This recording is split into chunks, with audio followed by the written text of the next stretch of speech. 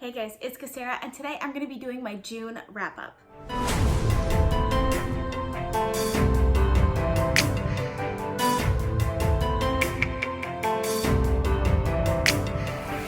Always, I'm going to start with my reading statistics for the month. This month I read 15 books, which is a little lower than I normally do, but I'm still really happy with the books that I read this month. I actually read a lot of favorites this month, so I'm really happy about that also. I had a really great reading month. So first we're going to talk about genre. So of those books, I read 1 contemporary book, 8 fantasy books, because you guys know I love fantasy, 2 sci-fi books, 1 historical fiction, 1 romance, 1 mystery/thriller novel, and 1 classic. So I did get like a bunch of different genres in there, but I did stick a lot to fantasy because I loved it. And I did do a lot of high fantasy this month too, which I really enjoyed. By star rating, I gave 5 5-star books, 6 4.5-star books, and 4 4-star books for an average rating of 4.5 stars, which I think is the highest average rating that I've had all year. So like great reading month. I loved pretty much everything that I read this month. By age range, I read 12 adult books, 2 YA books, and 1 middle grade book. I'm surprised I don't have as many YA and middle grade in there as I thought I would, but you guys know I love adult books, so definitely normal for me also. My page count actually really surprised me. I'll put the little chart on the screen here for you guys, but I read a lot of books with higher page counts, and I had an average page count of 472 pages, which is actually a lot, because usually it's around in the high 300s or low 400s, so being so high on the page count like really surprised me. But I guess I did read a lot of high fantasy, and those have a lot higher page counts, so that kind of makes sense also. And of these books, 6 of them were physical books and 9 of them were audiobooks. So I didn't quite make the 50-50 split that I was looking for, but I did do a pretty good job there as well. And I feel like 6 physical books in 1 month is like actually really good. So as you guys know, I do have goals that I also try to make every month. I try to read 1 classic, 1 historical fiction, 1 sci-fi, 1 mystery/thriller novel, 1 book over 700 pages, and 1 reread per month. So I did most of those this month. For my classic novel, I read The Picture of Dorian Gray by Oscar Wilde. For science fiction, I read Nemesis Games by James S.A. Corey. For historical fiction, I read Firefly Lane by Kristin. For my mystery/thriller novel, I read The Girl with the Dragon Tattoo by Stieg Larrson. And for my book over 700 pages, I finally finished Fire and Blood by George R.R. Martin. So I didn't actually end up finishing a reread for this month, so I don't have any rereads this month. I also don't have any nonfiction reads this month, so I will be skipping those sections, and we're gonna go straight to my book ban goal. So how many books from my book ban goal that I actually got to this month. So for my book buying ban, I managed to read 5 of the books this month, which I actually think is a really good amount. It's a lot more than I was expecting, and these are the 5 books from that book buying ban like goal that I ended up reading this month. I will put the link for that video up in the cards if you guys are wondering what I'm talking about. But basically, I gave myself a challenge that I have to read these 30 books before I can buy any more books, because I bought these books with the intent to read them and then I didn't read them. So yes, I will be continuing on with that next month, but I'm pretty happy with the progress I made so far this month. Now so I'm going to talk about all the books that I read this month. I'm going to start with the lowest rated book and work my way up to the highest rated book. I loved all of the books that I read this month, so none of them are really low rated. Okay, my lowest rating this month was 4 stars, which is fantastic. 4 stars is a fantastic rating. So I obviously really loved everything that I read this month, but we're gonna start with that. So the first book that I want to talk about this month is A Man Called Uwe by Frederik Backman. I didn't know what to think too much going into this. Frederik Backman is one of like my new favorite authors, and I really enjoyed some of his other works, especially Beartown and Us Against You. A Man Called Uwe is more of his other style, where it's more of kind of like a character sketch almost. But I mean, there's definitely plot to it and all of that. But like the point that makes these books great is the quirkiness and the interesting parts of this character, right? So I feel like some of his other books, like Britt Marie Was Here and My Grandmother Asked Me to Tell You She's Sorry, kind of have this same aspect to it. And I did really enjoy A Man Called Uwe. It's not my favorite book by Frederik Backman, but I did really enjoy it. And it definitely, I feel like, had a little bit more of an emotional impact to me than some of his other books that are like this did. So I do completely understand why it's such a popular book, but for me, Beartown is still my favorite by him. So I did enjoy Man Called called Uwe, and I ended up giving it 4 stars. The next book I want to talk about is The Bride Test by Helen Hoang. I picked up this book on a complete whim. My library just happened to have it, and I had read The Kiss Quotient earlier this year. I'd listened to the audiobook for it, so I decided to pick up this audiobook also. I did really enjoy it. Her books, for some reason, for me, they like straddle that contemporary / romance area where like there are adult books that are way more romance aspects to it, and there are some that have romantic aspects to it, but their main story is more of like a regular contemporary story. Their main story is about something else. This one, I really felt like the main story was romance, and romance novels just really aren't my thing. Like, I enjoy romance in my books, but I don't want it to be the whole sole point of the book, if that makes sense. So I did enjoy it for what it was, but it's just not the type of book that I would normally pick up. I did really enjoy that it's kind of like a different perspective than you get from most romance novels, because it's just a different culture than I'm used to, and I enjoyed that aspect of it. And for me, it was just a solid 4-star book. The next book I'd like to talk about is How to Cheat a Dragon's Curse by Cressida Cowell. This is the 4th book in the How to Train Your Dragon series. This is a middle grade series that I picked up at the end of last year, I think, and like absolutely fell in love with the idea of this book and the world building and everything about it. And this was just a really great continuation of the series. This series is like 12 novels long, and like each bit is like a little chunk of a larger story. So like I really enjoyed the part that this was, but like I'm very much about the long game, so I want to see where it's going in the end. So I can't wait to get to the end, because I know I'm going to absolutely love those books at the end. For me, this was just it was a little too short, if I'm being honest. I did still really, really love it though, so I ended up giving this one 4 stars too. The next book that I'd like to talk about is The 5th Season by N.K. Jemisin. This book is such a beloved book, and I kind of feel bad for giving it 4 stars because I feel like everyone has given this book 5 stars. But I did enjoy it, mind you. I really, really did enjoy it. I love the writing style. I love the way these characters are written.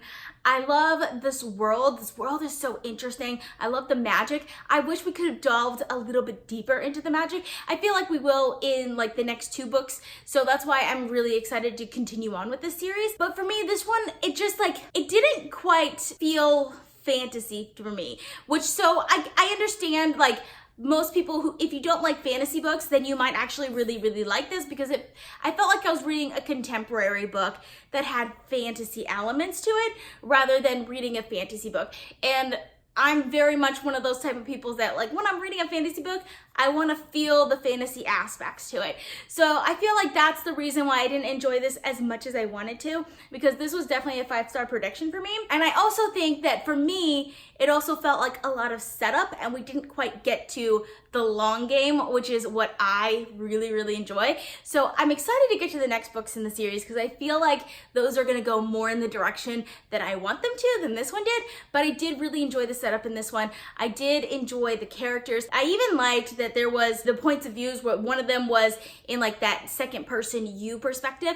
I actually enjoyed that. I think that might possibly because I was listening to the audiobook. I had a little bit of difficulty telling between the different perspectives sometimes, so I'd have to like go back and try and figure out who it was. So like the you perspective definitely helped that, because I knew it wasn't any of the other characters. But other than that, I did enjoy it, and I want to continue on with it. So I definitely will be continuing on with the Obelisk Gate next month, and I'm looking forward to see what this series has, because I feel like it could be really great. I feel like it could be fantastic, but I just don't feel like I got that from the first book so far. Now we're gonna move on to the books that I rated 4.5 stars. The first book I want to talk about is The Darkest Part of the Forest by Holly Black.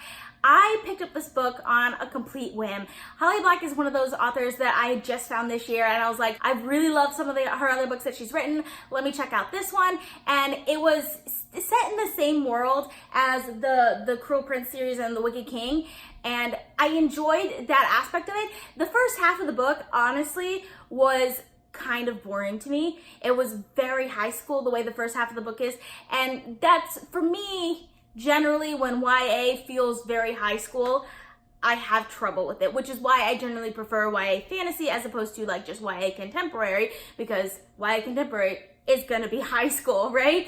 So the fact that it started out in that place, like immediately I was kind of like off balance because of it, but like halfway through it, something happens. And from there on, I was just like completely enveloped in this story. And there's a kind of like a dreamlike quality to it also that I really loved. And Holly Beck is kind of vicious with her character sometimes, and I love that about it. So I ended up really, really loving it. I probably would have ended up giving it 5 stars if it wasn't for that like first half that was just very, very high school, and because it was set in our world, and then like halfway through it you kind of get more into the fairy world a little bit more. So yes, I really, really did love the second half of it, but I struggled through the first half of it. Like, I don't think, like, if it was not an audiobook, I might not have finished this book. Like, I might have read the first like few chapters and been like, this is not what I thought it was going to be, and put it down. But it gets better, trust me. The second half of this book was fantastic, and I absolutely loved it. The next book that I'd like to talk about is Firefly Lane by Kristin. This book I was so excited for, and I did really, really enjoy this book. So it's about 2 girls that grew up basically like sisters, like they were that close to each other, and it kind of follows them through the decades and how their relationship changes and how complex the relationship gets. And it is just so heartbreaking at times, and it's so like emotionally fulfilling in ways that I wasn't expecting it to be. I just love the way these characters are written. I love the way the character relationships are written. They're written so like the relationships are so full and complex, and written in just such a way that I absolutely love it. And the way this one ended, like, I want to read the next book in this series. The next book is Fly Away. I'm so excited for it. Kristin is easily one of my favorite historical fiction authors, and I'm really, really pumped to move on with the next one. So yeah, really, really enjoyed this one. The next book that I want to talk about is Fire and Blood by George R.R. Martin. I've been reading this book since it came out. Like, I bought this book in November when it came out, and I've been reading like a chapter or so every once in a while when I felt like a bit of a reading slump coming on or something like that. This month I decided to just finish it. One, because I finally got the audiobook from my library. Yeah, it took like 6 months to get this audiobook from my library.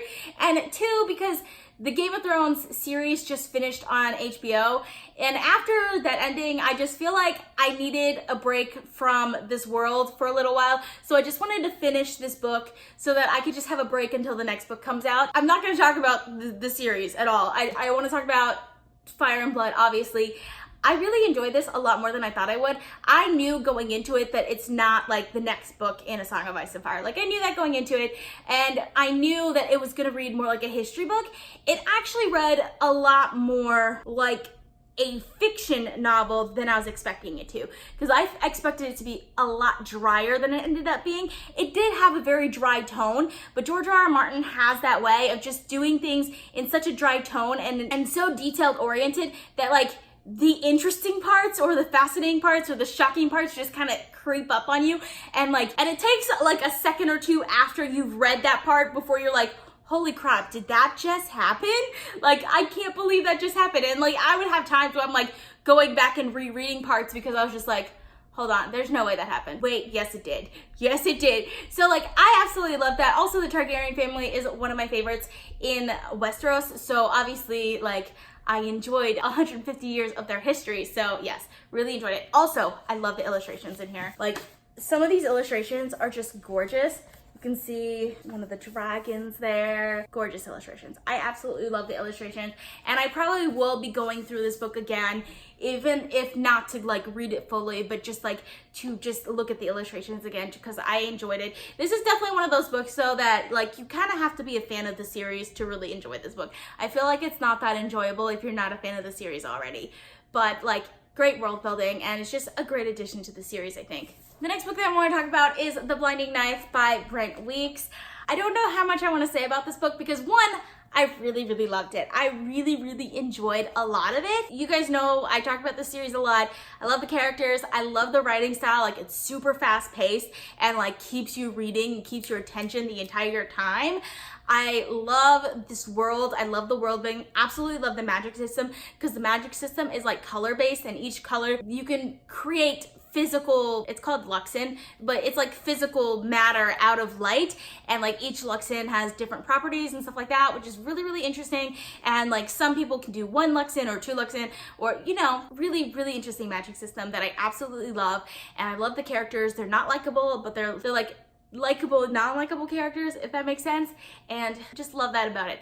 I ended up giving it 4.5 stars because of something that happens in the book. Like, I was very, very close to giving it 5 stars, and then something happened and I was just like, why'd you have to do that? Like, okay, I don't know, I don't want to say it because it'll give spoilers if I actually say the reason why I ended up giving it 4.5 stars rather than 5 stars, but it's a fantastic book and I cannot wait for the next one. Like, this book leaves off in a way that I really, really want to read the next one. So yeah, really, really excited for it. The next book that I want to talk about is Fool's Errand by Robin Hobb. I absolutely love this book. Like, I wasn't really expecting to that much. Like, I was, but I wasn't, because I love the Realm of the Otherling series. Like, I absolutely love it. But I prefer the Live Ship Traders series to the Farseer trilogy. And this is the follow-up to the Farseer trilogy. Yes, it happens after the Live Ship Traders, but it happens with the characters from the Farseer trilogy. So I didn't expect to like it as much as I ended up liking it. And I absolutely love this way more than I was expecting to. Fitz is one of those characters that really grew on me in the Farseer trilogy because I didn't really enjoy him that much in the first one, but like as the trilogy continued on, I ended up really loving him, and he's of course the main character in this trilogy as well, and I absolutely loved every single moment of this. I absolutely love the Fool as well, because Fool's Errand, the Fool, fantastic. And like, I don't know what it is that I just read this a lot faster than I was expecting to. Like, for most of Robin Hobb's books, they're slow, right? She writes in a very slow way, but it's very character driven, very well, with lots of good character development. But this one, I was just kind of like going through it.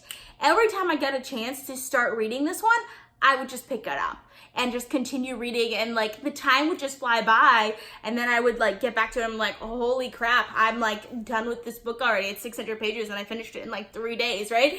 It's crazy. And the series, I'm so excited to continue on with it, but absolutely love the Tawny Man trilogy. Like, really love it.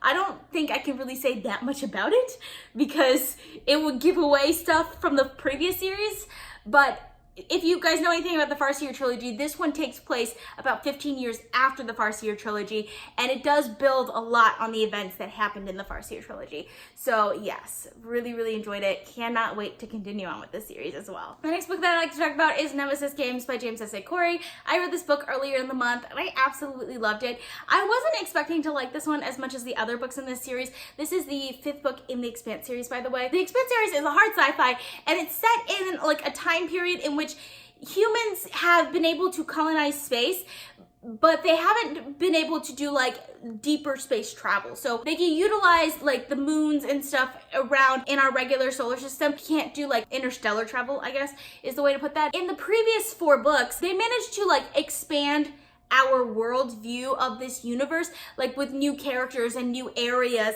that we get to explore in each of those.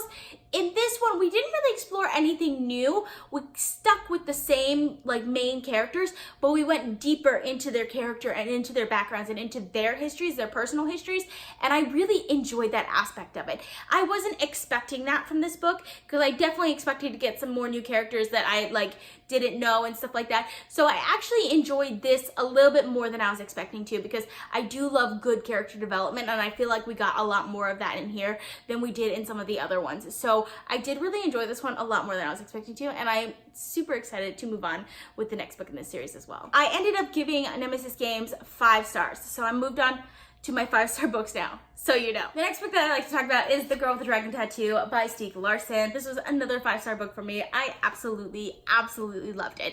I knew I was gonna like it because so many people that had very similar reading tastes to me ended up liking this book. It's just so well written. There's a complexity to it that you don't get in a lot of like mysteries and thrillers, because like the main characters, they're not stock characters, if that makes sense. They feel like real people, and they have complex relationships, and they have complex lives in ways that you wouldn't really expect, and their motivations make sense to those realities, and I just absolutely love that aspect of it. And there are some really great mysteries in here as well that have some great outcomes that I wasn't really expecting all the time, but they're like, you can go back and see and connect all the points to get to those outcomes. So I really enjoyed that aspect of this novel, and I cannot wait to continue on with the series as well. I just realized this, but I'm reading a lot of books in series. I love series, apparently. The next book that I want to talk about is Thunderhead by Neal Shusterman. I have been wanting to read this book for a long time. I finally got to it. I absolutely loved it. It's very different than I was expecting from the end of Scythe, but like still really, really good. There were points in this book where I was just laughing out loud because of how good it is. I absolutely love the Thunderhead, and the Thunderhead's personality is fantastic. For those of you who don't know, this is set in a world in which humanity has basically become immortal, and in order to not have overpopulation, they've created this society called Scythes, who are basically population control. They kill people in order to control the population growth. The Thunderhead is the computer algorithm, basically, but it's like an artificial intelligence that takes care of the people, the living, right? The living people. So I enjoyed every second of this. It was so well done. I love the politics in here. You guys know I'm always down for some good political intrigue. It has fantastic politics in here. And Scythe does also, like the first book in the series, but in the first book of the series, I felt like it was building up and building up and building up, and like the ending was just like slightly anticlimactic. This one is not anticlimactic at all. Like the ending is fantastic. Loved everything about it. So yes, fantastic book. Cannot wait for The Toll, which is coming out this year, which is the third book in this trilogy, and yes, cannot wait for it. I'm so excited for it. And lastly, my two favorite books that I read this month were Before They Were Hanged and The Last Argument of Kings by Joe Abercrombie. So these are the second and third novel of the First Law trilogy. I absolutely love this series. It's so well done. The ending takes this, like, oh, I don't even want to talk about it because, like, you need to read this series. You need to read this series and you don't want to be spoiled for it. I absolutely loved it. It is a grimdark fantasy series. It takes very, like, familiar circumstances, like, where a lot of fantasy books start, and it just turned, like, the first book doesn't really do it, but in the second and third book, like, it turns a lot of these tropes on their heads in ways that are just so well done. Joe Abercrombie has fantastic writing style. I love his writing style. I love this world. This world is very interesting. I love the political side of this one as well. It has some really great political intrigue and drama there.